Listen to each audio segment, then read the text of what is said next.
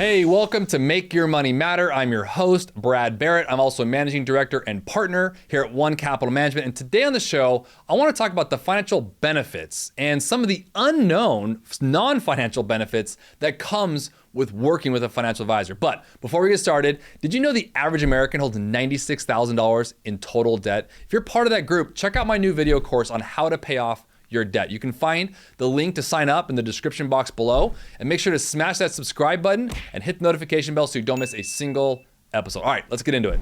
So I think at this point, anyone who's watching or listening to our show here, you probably know that financial advice has way more to offer than you think. Now, I'm gonna be very clear. Obviously, I'm coming at this from a pretty biased standpoint because I've spent my entire adult life in the financial services industry. I've been doing this since I was 16, believe it or not, when I started at a bank, and this is all I've ever done. Said differently, I've never flipped a burger before, right or wrong. And what I realize is that most people come to someone like me for the financial benefits, which makes sense. And I'm gonna list some of those things that you would likely go through with a financial advisor, but I also wanna share some of the non-financial benefits because a good financial advisor can and should also provide things that have really nothing to do with numerical or quantitative or performance data. Things like peace of mind, sense of security, clarity. These are all really important things. So I wanna make sure each of you experience these benefits for yourself to ultimately better your overall financial position. So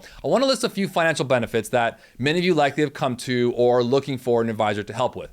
And a couple of them are this. They'll help you establish and reach financial goals. They'll assist in creating maybe a budget or a wealth forecast. They'll talk about debt or managing debt and paying off your debt. They'll give you advice likely on investment strategies, build you hopefully an investment portfolio. They'll give you some tax advice and make sure you speak with a CPA and a tax preparer. Hopefully they'll have a strategic relationship or maybe even one on staff to basically build out your team. They'll give you advice on estate planning, advice strategies and things like that. They may also offer insurance conversations and education planning for your kids. And ultimately, I would just round it off with saying that they'll give you basically ultimately a risk management and help you mitigate that through portfolio diversification and through planning. But here's what I want to share on all of those. Here's some non-financial benefits that I want to give and get into that I've taken a list on, and just think about it, over the weekend and preparing for today's show. I wrote these down. Things that I've seen, I've heard my clients personally say to us that we do here at One Capital. So I can always only speak about us, but likely if you're with an advisor, make sure that these are happening with you as well, because the financial benefits are important. Everything I just listed, super important. They're key, but you also want to have a lot of these non-financial benefits as well. And if you're not, you should bring this up with them. Help them help you essentially, or maybe reach out to find someone that will. So some of the non-financial benefits that I've seen, that I've heard from my clients are this: provides emotional support and guidance. Many of you might have likely heard some shows I've been on. I've been called the financial therapist, and I didn't name that myself, but it's one of those things where I just happen to speak to someone about understanding where they've come from with their money and understand that we're human beings and we're emotional. And so providing the emotional support and guidance as it relates to a very important topic of our money is really important. That's a non-financial benefit. Another one is we offer accountability and motivation. I often say a financial advisor should be an accountability partner, no different than maybe your workout trainer, right? You want to make sure that, hey, I have a workout at 7 a.m. and if it weren't for this person who I'm paying, right, I probably would hit the snooze button and just go right back to sleep. I mean, that same can be true of your finances. They'll also help you navigate life transitions, right? That's another important aspect of a financial advisor. That's another non-financial benefit. They'll offer objective advice and perspective. Something I share often as a good advisor can do is what's called mirroring. It happens in behavioral sciences. It happens in therapeutic remedies.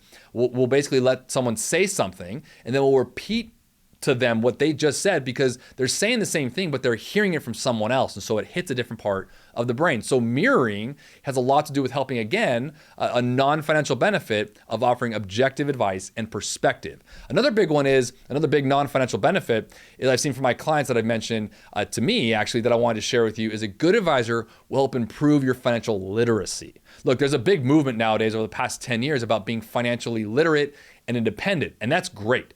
But I want you to know that you also should seek counsel to help you along with that. Find someone that wants to talk with you, not at you, not above you, but help you provide your own financial literacy, your own education, and helping you understand your specific situation. They also want to make sure to offer access to a network of professionals that maybe you couldn't access on your own, right? To help you manage financial stress, which has a lot to do with, I think, the emotional support and guidance I mentioned earlier. They're basically able to provide clarity through planning, clarity through the planning aspect.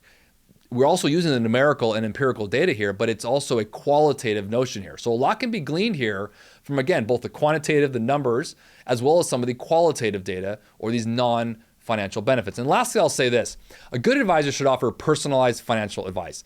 That to me is like the first base when it comes to kicking off all of these non-financial benefits. Because if you feel like this plan was created for you with your exact goals in mind, then all of the things that the trust is there to be able to provide all of those other items I mentioned around improving financial literacy, emotional support and guidance, accountability, motivation. So I think these are all really important. And again, I just want to share this with you as I was writing down and kind of looking back on some clients I've spoken to. And I hope you enjoyed that. If you did, make sure to subscribe to our channel and check out our new How to Pay Off Your Debt course. Just click the link in the description box below for more information. And until next week, always remember to make your money matter.